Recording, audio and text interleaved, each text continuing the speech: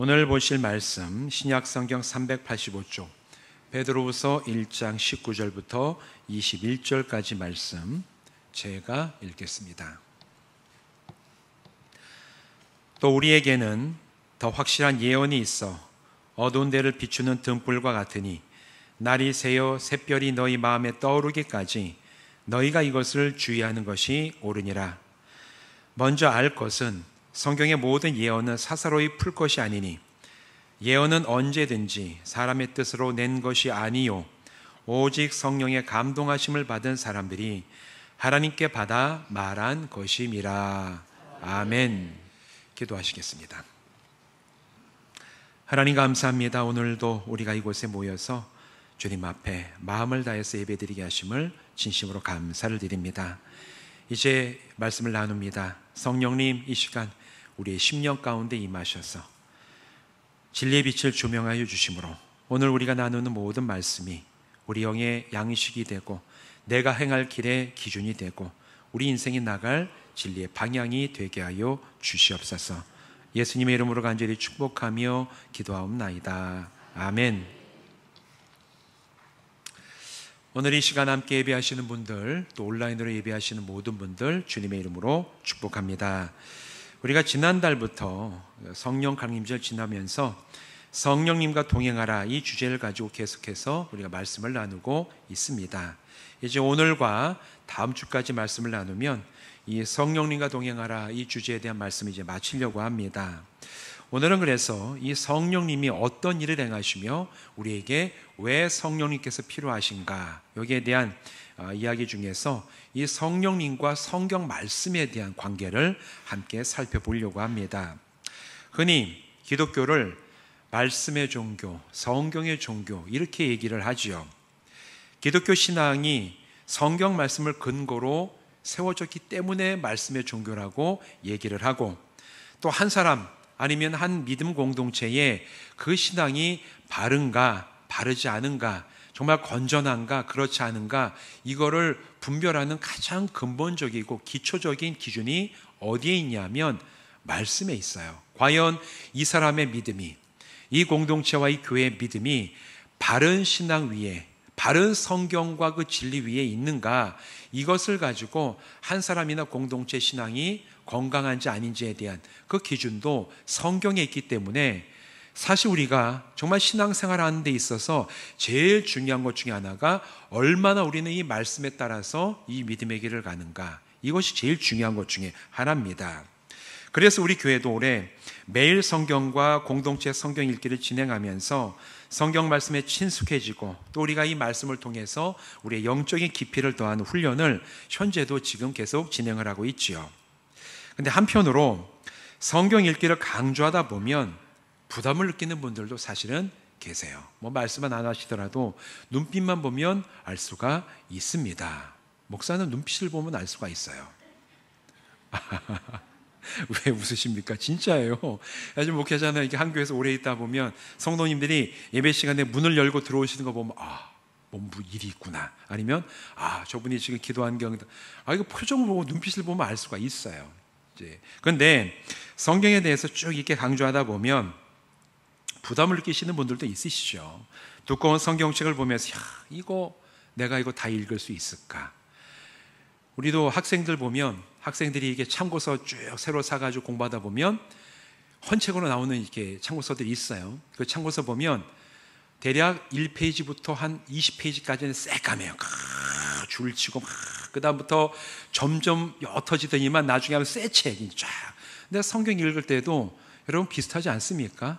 늘 우리는 창세기부터 시작을 하죠. 창세기에 줄치고 쭉 가다가 출애굽기쯤 가면 그래도 재미가 있는데, 민수기, 신명기 이게 뭔 얘기야 이제 막 졸리고 하다 보면 우리의 성경은 늘 창세기만 새까마는 경우들이 참 많이 있어요. 이 성경이 두껍기 때문에 읽으면서 정말 이 성경을 내가 끝까지 창세기에서 시작해서 요한계시록까지 내가 잘 끝낼 수 있을까, 이런 마음의 부담이 사실은 있습니다. 이건 자연스러운 거죠. 또 성경 읽다 보면 이 내용이 낯설고 용어도 참 이게 익숙하지가 않아서 이해가 잘 되지 않는 경우들도 있습니다. 아니, 성경 읽다 보면 사람 이름은 왜 이 모양인지, 왜 지명은 이 모양인지. 읽다 보면 참 이거 읽기 내용도 참 낯설지만 사람 이름, 땅 이름, 뭐지 지명 이름 보면 참 이게 진도 나가는데 참 방해가 되는 경우들도 많이 있어요. 또 그러다 보면 성경을 제대로 바르게 알기 위해서는 배우고 알아야 될 배경 지식들도 많은 것 같아서 이걸 읽다 보면 이런 배경 지식 언제 내가 이런 것들을 다 알아서 성경을 좀 내가 좀 깊이 있게 알 수 있을까? 그런 거 보면 참 엄두가 안 날 때도 있어요. 여러분 그러십니까? 차마 대답을 못 하시겠습니까? 여러분 성도들만 그런 게 아니에요. 목회자도 똑같습니다. 목회자도 성경 읽고, 물론 이제 목회자는 직업적으로 성경을 계속 연구할 수밖에 없는데, 또 그러다 보면 이 성경을 보고 이 성경에 관련된 말씀을 준비하다 보면 많은 책, 여러 가지 자료 보면 이걸 한 주간 동안 잘 내가 읽고 이해하고 여기에서 정말 바른 말씀을 내가 잘 길어 올려서 이 성도님들에게 잘 말씀을 전할 수 있어요. 전 매주마다 그런 부담감을 느끼고 삽니다. 성도님들은 그런 게 아니에요. 목회자도 이 부담이 있어요. 말씀 잘 읽을 수 있을까? 잘 내가 이해할 수 있을까? 이걸 잘 전할 수 있을까? 근데 여러분 그런 부담은 어떻게 보면 굉장히 건강하고 거룩한 부담이에요. 그런 부담 없이 그냥 내가 읽고 싶은 대로 읽어 제끼는 것은, 이것은 사실 하나님 앞에서 바른 성경 읽기가 안 될 경우들도 있지요. 그런 부담을 주시는 건 더 깊이 나오라는 하나님의 부르심인 줄로 알고, 주님 제 자신으로 보면 참 부담스럽지만 그러나 하나님께서 말씀 가운데 부르시는 줄로 알고 제가 한 발 한 발 성실하게 나가게 하여 주시옵소서. 그런 믿음의 고백과 간구를 가지고 성경 읽으면 여러분 꼭 은혜가 있게 될 줄로 믿습니다. 이런 부담이 들 때 우리가 반드시 기억해야 될 게 있어요. 성경을 앞에 놓으면 이걸 내가 다 읽을 수 있을까? 이걸 내가 다 이해할 수 있을까? 이런 부담이 들 때 여러분 이 부담 들 때 꼭 기억해야 될 게, 왜 나는 성경을 읽는가? 성경 읽는 목적에 대해서 우리는 늘 기억하고 잊지 말아야 됩니다. 여러분 우리가 성경을 왜 읽습니까? 읽기는 읽어요. 이유가 있어요. 그런데 우리는 성경 읽을 때 한국 한민족의 아주 고유한 특징 중에 하나가 공부를 너무 좋아하다 보니까 성경을 읽게 되면 무조건 성경하면 그 다음 따라 나온 단어가 뭐죠? 공부가 나와요. 성경 공부. 이 공부가 얼마나 마음에 부담이 됩니까? 학교에서도 공부 참 힘들었는데 내가 교회까지 와서 또 공부를 해야 될까? 이런 마음의 부담이 또 이 단어 자체에서 주는 이 부담이 있어요. 우리는 공부 얘기합니다. 한국 세계에서 제일 공부 시간 오래, 학생들이 제일 많은 시간 동안 공부하는 이 나라가 공식적으로 어디입니까? 자랑스럽게 우리 대한민국이에요. 지금은 뭐 안 그렇지만 저희 때만 해도 학교에서 자율학습 시간, 저 비슷한 또래 분들은 다 아실 텐데 자율학습 끝나는 시간이 밤 12시였어요. 보통 12시, 1시까지 공부하고 왔는데, 그래서 그 당시에 이제 기네스북에 이제 쫙 나왔던 방송, 저도 그 방송을 봤는데, 이 외국에서 방송되는 게 전 세계에서 애들을 밤 12시까지 학교에 가둬놓고 공부하는 나라가 있다더라. 그거를 이제 BBC에서 촬영을 하러 와서 그걸 보고 전 세계에서 경악하고 기네스북에 올라갔던, 진짜 올라갔습니다. 그게. 그만큼 한국 사람들은 공부하는 데 특화된 민족입니다. 그런데 신앙생활 할 때도 이게 영향을 미쳐요. 공부를 하는데 성경도 공부를 하려고 들다 보니까 성경 끌어오면 공부하면 뭐합니까? 분석하고 연구하는 게 이제 공부의 핵심인데, 성경을 읽으라 그러면 내가 이걸 분석하고 연구해야 되겠다. 본능적으로 그렇게 방향이 가는 경우들이 참 많이 있어요. 그런데 여러분, 우리가 성경을 읽는 가장 근본적인 목적은 분석하고 연구하기 위해서 읽는 게 절대로 아니에요. 그게 물론 중요하긴 해요. 언젠가 때로는 우리가 이 말씀을 연구하고 이 배경을 분석하는 일이 우리에게 필요합니다. 그러나 그걸 하라고 하나님께서 우리에게 성경을 주신 게 아니에요. 과연 그럼 우리는 왜 성경을 읽어야 될까? 바울이 이 성경을 읽을 때, 이 성경을 읽을 때 이 성경 말씀이 성도들에게 가능하게 하는 것이 무엇인지를 분명히 알아야 되고, 그걸 직접 우리가 체험하면서 성경을 읽어야지 그 말씀 읽는 것이 나를 변화시키고 놀라운 은혜와 능력이 되는 경험을 하게 돼요. 그래야 성경 읽는 게 공부가 아니라 살아있는 말씀으로 가게 될 수가 있어요. 그러면 성경 읽을 때 성도들에게 무슨 일이 일어날까? 여러 가지 말씀에 대한 이야기들이 있지만 대표적으로 바울이 디모데후서 3장 15절에서 디모데에게 이렇게 얘기를 하죠. 유명한 말씀입니다. 또 어려서부터 성경을 알았나니 성경은 능히 너로 하여금 그리스도 예수 안에 있는 믿음으로 말미암아 구원에 이르는 지혜가 있게 하느니라. 잘 하시는 말씀이죠. 여기에 성경을 읽는 가장 근본적인 이유가 나와요. 성경에 기록된 말씀이 믿음을 통해서 읽는 그 사람을 구원에 이르게 한다고 바울이 분명하게 얘기하고 있어요. 우리가 성경을 읽는 첫 번째 이유는 연구하고 분석하기 위해서가 아니라 이 말씀이 진리가 되고 이 진리를 내가 믿음으로 말미암아 하나님 앞에서 내가 구원에 이르기 위해서 우리는 성경을 읽습니다.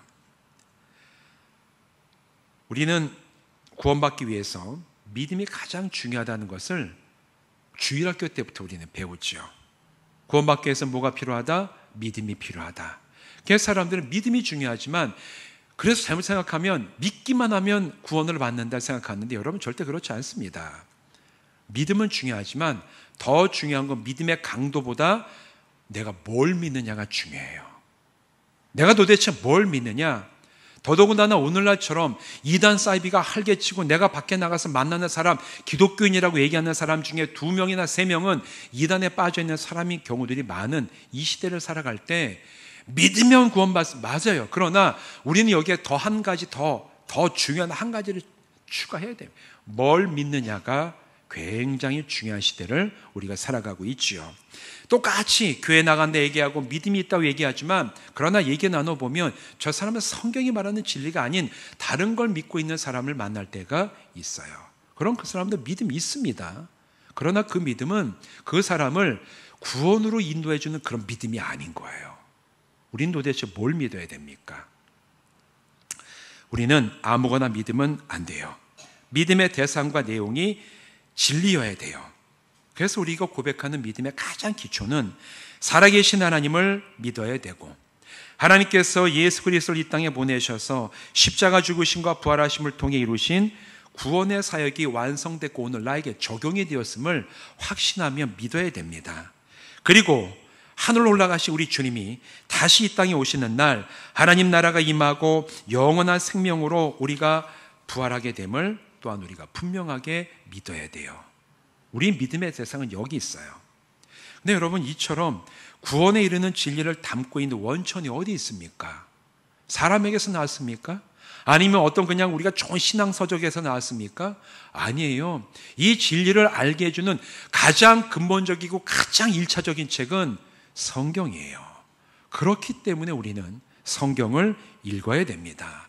그러면서 내가 성경을 읽으면서 직접 읽으면서 내가 무엇을 믿고 있는지를 확인하고 확증하는 것이 건강하고 자라나는 성도의 가장 중요한 믿음의 기본이라는 거예요. 우리가 살아가면서 간증을 좀 많이 들을 때가 있죠. 여러분 간증 유튜브 보면 CBS 같은 데는 날마다 새롭게 내가 매일 기쁘게 이런 거 보면 간증 참 많이 나옵니다. 이게 들으면 은혜가 되긴 돼요. 근데 여러분 간증을 보면은 들으면 참 좋긴 한데 우리가 처음 믿음의 신앙을 할 때는 이 간증도 큰 은혜가 되고 도움이 되지만 성경에 보면 어린아이 때는 어머니 젖을 먹고 자라지만 장성에서 뭘 해야 됩니까? 음식을 딱딱한 걸 먹어야 돼요. 그래야 그 사람이 건강하게 자라날 수 있는 것처럼 처음에 우리가 신앙생활 할 때 간증이 은혜가 되지만 이제 내 신앙이 자라나기 위해서는 누군가가 전해준 얘기가 아니라 내가 직접 성경과 씨름하고 그 말씀을 통해 하나님이 직접 주시는 은혜를 받아 누릴 때 그때 진짜 그분의 영적인 수준이 성장하고 깊어질 수가 있습니다. 그래서 우리는 성경과 직접 읽으면서 씨름을 해야 돼요. 이게 성경을 읽어야 되는 가장 중요한 첫 번째 근본적인 이유입니다. 바울은 이어서 디모데후서 3장 16절과 17절에서 이렇게 얘기를 하죠. 모든 성경은 하나님의 감동으로 된 것으로 교훈과 책망과 바르게 함과 의로 교육하기에 유익하니 이는 하나님의 사람으로 온전하게 하며 모든 선한 일을 행할 능력을 갖추게 하려 함이라. 첫 번째는 바울이 디모데에게 얘기할 때 구원에 이르기 위해서 첫 번째 성경 말씀 읽어야 되고 그 다음에 바로 이어서 얘기를 하기를 두 번째로는 하나님의 사람답게 하나님의 자녀로 이 땅에 살면서 하나님의 뜻에 합당한 모든 선한 일을 행하기 위해서 디모데야, 네가 성경 말씀을 읽어라. 이렇게 지금 얘기를 하고 있는 거예요. 여러분, 이거는 디모데뿐만 아니라 모든 성도에게 주시는 하나님의 영적인 명령입니다. 내가 구원을 받았다면 그 다음 우리가 해야 될 것은 구원받은 자의 삶을 하나님 나라가 올 때까지 건강하고 아름답고 바르게 살아내는 것은 저와 여러분 모든 구원받은 사람에게 주어진 권세이자 의무인 줄로 믿습니다. 그렇게 하라는 거예요, 지금 바울이. 근데 여러분, 이렇게 살아가기 위해서는 하나님의 마음과 뜻을 알아야 돼요. 하나님이 기뻐하시는 행동이 무엇인지, 하나님께서 나에게 원하시는 삶의 기준이 무엇인지, 하나님께서 오늘 나에게 어떤 길을 가기를 원하시는지를 내가 알아야지 그 길을 갈 수 있지 않습니까? 내가 모르고 어떻게 그 길을 가요? 내가 하나님의 뜻을 모르면 내 뜻이 하나님의 뜻인 것처럼 착각이 됩니다. 하나님의 뜻이 내 뜻이 돼야지 내 뜻과 내 바람이 마치 하나님 것인 것처럼 착각하는 사람은, 그 사람은 자기는 열심히 믿음의 길을 간다고 생각하지만 실상은 자기의 어떤 생각, 자기의 계획, 심지어는 자기의 야망을 따라가는 사람들 교회 안에 적지 않아요. 왜냐하면 하나님의 계획이 나의 계획이 되지 않고 내게 마치 하나님 것인 건 마냥 착각하면서 살아가기 때문에 그런 신앙의 어떤 오류들이 발생이 되죠. 그렇다면 하나님이 기뻐하시는 행동, 삶의 기준을 알기 위해서 어떻게 해야 되냐? 이 모든 것이 어디 기록이 되어 있습니까? 성경에 기록이 되어 있어요. 하나님이 어떤 분이시고 하나님께서 이스라엘에게 뭘 원하셨고 그들이 어떻게 하나님을 배반했고 그럼에도 하나님 어떻게 그들을 사랑하시며 오늘 우리들에게는, 구원받은 성도들에게는 어떻게 이 이스라엘 민족이 행했던 그런 모든 삶의 이야기를 통해서 너희들은 이런 영적인 실패를 밟지 마라. 반면 교사로 삼아 너희는 어떻게 믿음의 길을 가야 되는 것인지 알려주는 책이 어디 있어요? 성경이에요. 그렇기 때문에 오늘 우리는 성경을 읽어야 됩니다. 반대로 교인이라고 하면서도 성경을 읽지 않는 사람은 하나님과 상관없이 살아가는 경우들을 참 많이 보게 돼요. 교회는 열심히 나오고 신앙생활의 연륜도 높아요. 그러나 성경을 보지 않는 사람은 그분은 하나님을 알 수가 없어요. 성경을 보지 않는 분은 하나님이 어떤 기준을 가지고 어떤 가치, 어떤 그 방향을 우리에게 주시는지 헤아리지 못하고 자기가 직접 듣지 못했기 때문에 그걸 지켜나가려는 그런 바람도 생기지가 않을 때가 참 많이 있습니다. 그렇기 때문에 오늘 내가 믿음의 길을 갈 때 그 길이 하나님께서 원하시는 길이, 정말 내가 구원받은 자의 바른 길을 가기를 원하시고 사모하신다면 여러분 성경을 가까이 하시고 성경을 통하여 드러내시는 하나님의 진리의 말씀을 여러분에게 주시는 말씀으로 참되게 받는 그런 성도들 되시기를 주님의 이름으로 축원드립니다. 성도 여러분, 그렇기 때문에 매일 성경을 가까이 하면서 읽어야 돼요. 그리고 성경을 읽으면서 이 성경의 진리를 통해 오늘 나에게 주신 하나님의 은혜가 무엇인지를 알아야 되고 구원의 확신과 기쁨을 날마다 확인하고 누리며 살아가야지만 그분이 진짜 하나님의 자녀로 이 땅에서 건강하게 살아가게 될 줄로 믿습니다. 그리고 그런 기쁨이 우리 마음속에 있어야지 그러면 하나님은 나에게 무엇을 원하시는가? 내가 하나님의 뜻에 맞게 어떻게 살아갈 것인가? 그 길을 따라가고 싶은 마음의 건강한 바람과 사모함도 우리 영혼 가운데서 솟구쳐 오르는 거 아닙니까? 성도 여러분, 올 한 해 우리가 이 성경을 읽고 이 말씀 가운데 나가기를 애쓰는데 이 모든 노력들을 통하여 하나님을 더 가까이 하고 구원의 은혜를 날마다 누리며 그 말씀을 따라 살아가는 은혜가 여러분에게 풍성하게 있으시기를 주님의 이름으로 축원드립니다. 그러면 또 한 가지 질문이 있습니다. 성경을 열심히 읽기만 하면 모두가 다 구원에 이르고 하나님의 마음과 뜻을 알아서 바르게 살아갈 수가 있을까요? 질문입니다. 예. 여러분, 그럼 성경을 열심히 내가 읽기만 하면 내가 정말 구원받고 이 성경에 나오는 하나님의 이 말씀들을 깨달아서 내가 잘 살아갈 수 있을까요? 열심히 하기만 하면? 제가 질문 드리는 의도는 아시죠? 그렇지 않아요. 저는 지금까지 성경을 정말 열심히 읽고 연구했지만 구원과는 상관없이 살아가는 사람을 몇 사람 본 적이 있어요. 한 두 사람은 늘 기억이 나는데 첫 번째 제가 만났던 사람 중에 군대에서 군생활하면서 만났던 장교 한 분이 있습니다. 제가 해군이라는 이제 배를 탔는데 이 배에서 당직을 쓰는데 이 당직을 같이 썼던 해군의 갑판사관이라는 이제 계급이 있습니다. 대위인데 이분이 해군사관학교를 굉장히 우수한 성적으로 졸업을 하고 유학까지 갔던 분이에요. 군대 유학을. 그런데 같이 이게 당직을 쓰는데 제가 신학생이라는 걸 알고 성경에 대한 얘기를 쭉 하게 됐어요. 근데 이분이 보니까 이분이 유학을 하면서 영어까지 하니까 자기는 한글 성경도 다 읽어봤고 영어 성경도 다 읽어봤대요. 저는 그 당시에 영어 성경을 한 장도 못 보던 상태였습니다. 근데 이분은 영어 성경까지 다 봤대요. 제가 대단하시네요. 왜 보셨어요, 성경을? 물어봤더니 이분이 이게 유학 가고 공부를 하려고 보면 이 서구 문화가 배경이 다 이제 기독교이기 때문에 이 서구 문화의 기본이 돼 있는 기독교 신앙이 뭔지를 한번 알고 싶어서 성경을 봤다. 영어로도 봤다. 참 훌륭한 분입니다. 근데 중요한 건 이분이 성경을 그렇게 읽은 분인데도 불구하고 예수를 믿지 않아요. 구원과는 상관없는 삶을 살아가는 사람입니다. 제가 그래서 그때 저보다 성경을 더 정말 깊이 봤던 사람이지만 그러나 예수 안 믿는 사람을 처음 만났던 경험이 그때였어요. 그리고 난 다음에 또 어떤 사람 만난 기억이 나는데 제가 나중에 이제 시카고에 가서 이제 공부를 하면서 대학원에 도서관에서 제가 3년 동안 도서관 사서로 이제 일을 했어요. 이게 아르바이트로 이제 일을 했는데 제가 주일날에도 예배 마치면 오후에 도서관 가지고 이 도서관을 지키고 있는데 정말 열심히 공부하는 이제 학생이 있었습니다. 중국 학생이었어요. 이 중국 학생은 주말에도 도서관에 와서 책 보고 그 책 복사하고 막 그래요. 제가 보기에 이분은 참 정말 열심히 공부하는 이제 그 신약학을 전공하는 박사과정 학생이었어요. 제가 어느 날 그래서 이제 주일날 도서관에서 일하고 사람이 아무도 없길래 제가 물어봤습니다. 당신 진짜 공부 열심히 한다. 당신 왜 이렇게 열심히 공부하냐 하니까 이렇게 얘기하다 보니까 이 중국인 학생이 자기는 기독교 신앙을 믿지 않는데요. 공산주의자였습니다. 이 사람은. 그런데 공부하는 이유는 중국 당국이 유학을 보내준 거예요. 가서 기독교가 어떤 종교인지를 연구하고 와라. 그래서 와가지고 중국에 없는 책을 다 주말마다 복사를 하고 만들고 자료를 그러면서 정말 열심히 공부를 했습니다. 근데 이 중국 학생도 예수 믿지를 않는 사람이었어요. 지금 기억나는 사람 두 사람 대표적인 아마 평생 기억날 거예요. 왜냐하면 너무 제가 이럴 수도 있구나 그 생각이 들어서 그래요. 왜 이런 차이가 생길까? 어떤 사람은 연세 많으신 우리 어르신들 보면 그래요.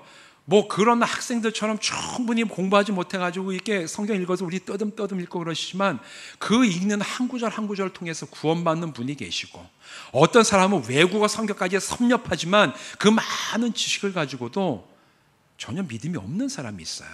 왜 이런 차이가 생길까? 왜 이런 차이가 생길까? 가장 중요한 차이는 그들에게 성령의 역사가 없었기 때문입니다. 말씀을 읽을 때 그 사람들은 자기의 지식과 자기의 어떤 분석 능력을 가지고 성경을 분석하고 이해해서 학문적으로는 그들의 깊이는 있을지 모르지만 그러나 그 사람들에게 그 성경은 진리가 아니에요. 진리로 변화되는 성령의 역사가 그 사람들에게 없었기 때문에 그분들은 그냥 성경이 그냥 지식의 한 분야에 불과했던 겁니다. 성령께서 성경을 읽는 사람에게 그 말씀이 진리임을 믿어지게 하시고 깨닫게 하시고 그 말씀을 적용할 수 있도록 힘과 능력을 주실 때에만 그 말씀을 읽는 사람이 구원에 이르고 선한 일을 행할 능력을 갖출 수가 있습니다. 여러분 믿으십니까? 이게 굉장히 중요해요. 성령 읽을 때 성령께서 오늘 내가 있는 이 성경 말씀 가운데 역사하시는가? 내 심령이 역사하시는가? 이 말씀을 통해서 나를 만지시는가? 새롭게 하시는가? 이 역사가 없이는 여러분 그냥 책 읽는 수준을 벗어날 수가 없다라는 거예요. 여러분 사실 성경은 역사적으로 사회문화적으로 우리와 굉장히 거리가 멀지요. 기록된 시간도 최소 2000년 차이가 납니다. 성경이 쓰여진 문화, 지역, 인종 우리랑 전혀 상관이 없어요. 그러다 보니 별 생각 없이 성경을 읽으면 이해할 수 없는 이야기, 오늘날 기준으로 보면 당황스러운 사건들도 성경 안에 사실 많이 나와요. 구약에 보면 이스라엘 백성이 출애굽했을 때 아말렉을 나중에 너희가 전쟁에서 죽여라. 그런데 죽이는데 어떻게 죽이라고 명령합니까? 남녀노소 아이까지 한 사람도 남기지 말고 다 진멸하여 죽여 없애라. 여러분, 오늘 기준으로 보면 이거 전쟁 범죄입니다. 사실은 애들까지도 한 사람도 남기면 다 죽이라는 거예요. 그래서 이런 것 때문에 굉장히 이제 성경을 공격하는 이제 무신론자들이 있는데, 이제 이런 게 오늘날의 기준으로 보면 이게 말이 안 되죠. 그리고 또 다윗 이야기 같은 거 보면 우리는 다윗의 성군이라고 얘기하지만 이 다윗이 그렇게 신앙이었던 다윗도 정말 충성스러웠던 이 부하 우리아의 아내를 강제로 취해서 자기의 어떤, 우리 식으로 얘기하면 세컨드로 만들어버리는 그런 일이 가감없이 성경에 나와. 이거 사실 오늘날의 이 기준으로 보면 감옥 갈 일이에요. 감옥 갈 일. 이런 것들이 사실은 나오는 이 성경을 보면 정말 성령의 역사하심 없이 이 성경을 읽으면 뭐 이런 얘기를 성경이 얘기하는가, 참 그런 생각, 당혹스러울 때도 있다라는 거예요. 이와 같은 차이, 다양성을 극복하고 성경이 오늘 나에게 진리가 되기 위해서는 성령의 역사하심이 반드시 나에게 필요합니다. 앞서 바울은 디모데후서 3장 16절에서 이렇게 얘기를 해요. 모든 성경은 하나님의 감동으로 된 것으로. 성경은 기록한 저자들이 있지요. 그런데 그 성경의 저자가 자기들의 어떤 개인적인 소감문, 일기, 무슨 수필 쓰듯이 성경을 기록한 게 절대로 아닙니다. 자기의 개인의 얘기였다면 그게 무슨 하나님의 진리가 되겠어요. 근데 이 성경의 저자들은 자기 얘기를 쓴 게 아니라는 거예요. 하나님께서 그들에게 감동케 하시고 성령께서 그들에게 그 하나님의 이루시는 그 섭리를 기록할 수 있도록 그들을 이끌어 주셨기 때문에 그들이 기록한 그 일들이 하나님의 뜻과 섭리와 그 계획을 알려주는 성경이 되어서 이 성경 가운데 들어올 수가 있었던 겁니다. 오늘 읽었던 이 본문 가운데 사도 베드로 역시 동일한 얘기를 하죠. 오늘 본문 21절 말씀을 같이 우리 읽어보실까요? 21절 읽겠습니다. 시작. 예언은 언제든지 사람의 뜻으로 낸 것이 아니요 오직 성령의 감동하심을 받은 사람들이 하나님께 받아 말한 것임이라. 아멘. 오늘 이 본문에서 예언이라는 것은 하나님의 말씀, 더 정확히는 구약에 기록되어 있는 예수 그리스도에 대한 하나님의 말씀을 예언이라고 얘기하고, 이 예언은 그래서 성경 전체를 가리킵니다. 성경이 오랜 시간 동안 하나님의 뜻과 섭리대로 기록될 수 있었던 것은 성령님께서 감동과 영감을 주셨기 때문에 그들이 기록한 내용이 하나님의 말씀이 되어서 들어왔던 거예요. 하나님의 섭리와 뜻, 이것을 알 수 있는 분이 누구십니까? 성령님이세요. 하나님의 그 생각을 아시는 분이 누구세요? 성령님이십니다. 고린도전서 2장 10절은 그래서 이렇게 얘기를 해요. 오직 하나님이 성령으로 이것을 우리에게 보이셨으니 성령은 모든 것 곧 하나님의 깊은 것까지도 통달하시느니라. 우리에게 보이신대요. 누가? 성령께서 하나님의 뜻을 보이신대. 뭘 통해서? 말씀을 통해서 우리에게 보이신다라는 겁니다. 그렇다면 우리가 하나님의 말씀, 성경을 통하여 하나님의 뜻, 섭리, 사랑, 은혜를 온전히 알고 믿기 위해서 여러분, 우리도 동일하게 성령님의 도우심이 필요해요. 우리도 성령님의 도우심이 필요합니다. 그래서 우리는 간구해야 됩니다. 성령님, 제가 이제 성경을 읽습니다. 이 말씀을 통해서 하나님의 어떤 분이신지 더욱 온전히 알게 하여 주시옵소서. 성령님, 제가 이제 말씀을 읽습니다. 이 말씀을 통해서 내가 어떤 존재인지를 바르게 깨닫게 하여 주시옵소서. 무엇이 우상 숭배이며 하나님 앞에 죄인지를 제대로 보게 하여 주시옵소서. 하나님이 원하시는 선한 일이 무엇인지 파악하게 하시고, 하나님, 그 일을 행할 수 있는 능력과 은혜를 말씀을 통해서 저에게 주시옵소서.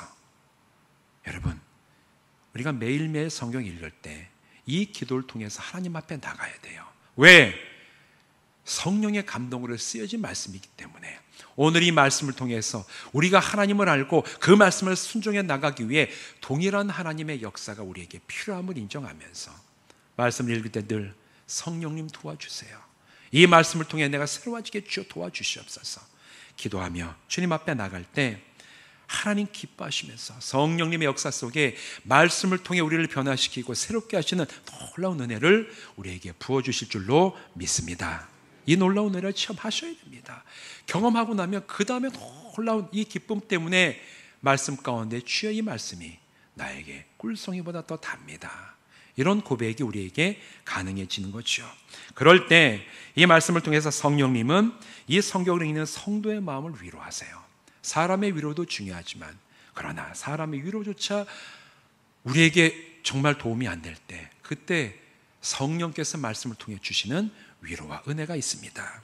그래서 시편 119편 52절, 여호와여 주의 옛 규례를 내가 기억하고 스스로 위로하였나이다. 말씀을 통해서 위로받는다는 거예요. 그리고 이 말씀을 읽을 때 성령은 우리의 이 영혼이 다시 한번 활력 가운데 소생할 수 있도록 살아나게 하십니다. 시편 17편 7절 말씀, 여호와 율법은 완전하여 영혼을 소성시키며 여호와의 증거는 확실하여 우둔한 자를 지혜롭게 하며. 어떻게 우리가 내 영혼이 다시 한번 소생합니까? 사람의 어떤 프로그램 중요하지만 더 중요한 것은 하나님의 말씀이 내 영혼을 살리십니다. 이 놀라운 체험을 하셔야 돼요. 또한 하나님의 말씀을 읽는 성도가 이 말씀을 통해서 죄로부터 보호받는 은혜도 있지요. 시편 119편 11절, 내가 주께 범죄하지 아니하려 하여 주의 말씀을 내 마음에 두었나이다. 내 의지를 가지고 죄를 이기는 게 아닙니다. 하나님의 말씀이 내 안에 살아계시면 그걸 통해서 우리는 죄를 이길 수가 있어요. 그래서 우리는 말씀을 붙잡고 이 죄 많은 세상을 이기며 살아갈 수가 있습니다. 그리고 이 말씀은 우리의 나갈 영적인 여정을 인도하십니다. 시편 119편 105절, 주의 말씀은 내 발의 등이요 내 길의 빛이니이다. 우리가 살아갈 때 참 눈앞에 한 치 앞도 안 보일 때가 있잖아요. 그때 하나님은 우리를 나갈 길을 밝혀주세요. 언제? 내 발 앞에 바로 등이 되셔서 내 앞에 있는 웅덩이나 돌에 걸려 넘어지지 않도록 우리의 인생의 여정을 말씀을 통해서 인도해 주시는 놀라운 은혜를 우리에게 주신다라는 거예요. 언제? 우리가 성령님의 도우심을 바라며 말씀을 읽을 때 주십니다. 그럴 때 우리가 이 성경 읽기는 뭐가 되느냐? 시편 19편 8절 10절 말씀, 여호와의 교훈은 정직하여 마음을 기쁘게 하고 여호와의 계명을 순결하여 눈을 밝게 하도다. 금 곧 많은 순금보다 더 사모할 것이며 꿀, 송이꿀보다 더 달도다. 이 말씀이 우리의 고백이 될 줄로 믿습니다. 사랑하는 성도 여러분, 성령님께서 말씀을 읽고 묵상하는 성도들에게 주시는 이런 놀라운 은혜와 능력을 직접 체험하시길 바랍니다. 체험하고 나면 여러분이 달라져요. 영혼이 소생하게 되고 왜 말씀의 능력인지를 알게 됩니다. 그리하여 이제 그 진리가 되시는 말씀을 따라 흔들리지 않는 믿음으로 하루하루를 말씀 위에 주님과 함께 동행하며 살아가는 우리 모든 새로운 교회 성도들 되시기를 주님의 이름으로 축원드립니다. 기도하시겠습니다. 하나님, 감사합니다. 우리에게 성경을 주시면 참 감사를 드립니다. 그런데 이 하나님의 말씀 성경을 우리가 부담이 된다고 또 쉽게 이해가 안 된다고 가까이 하지 않았던 때가 참 많이 있었음도 고백을 합니다. 하나님, 그러나 이제 우리가 이 말씀을 통하여 구원에 이르는 믿음 가운데 참된 구원 얻은 자가 되고 또 주님, 우리가 이 말씀을 통하여 하나님의 자녀된 온전한 삶을 살아가기를 사모하며 결단합니다. 성령님, 우리가 매일매일 말씀을 대하고 읽고 접할 때마다 주여 이 말씀을 통하여 우리를 위로하시고 내 영혼을 소생시키시고 마음의 기쁨과 결단을 주시옵시고 정말 하나님이 무엇을 원하시는지를 온전히 분별하여 그 길을 갈 수 있는 은혜와 능력을 우리 모든 성도들에게 더입혀 주시옵소서. 올 한 해 우리가 말씀을 읽고 듣습니다. 한 해가 끝나는 그날에 올 한 해 이 말씀을 통해 우리에게 주신 놀라운 은혜를 얼마나 내가 풍성하게 누리며 살아왔는지를 감격스럽게 고백하며 주님을 찬양하는 은혜의 시간도 허락하여 주시옵소서. 예수님의 이름으로 간절히 축복하며 기도하옵나이다. 아멘.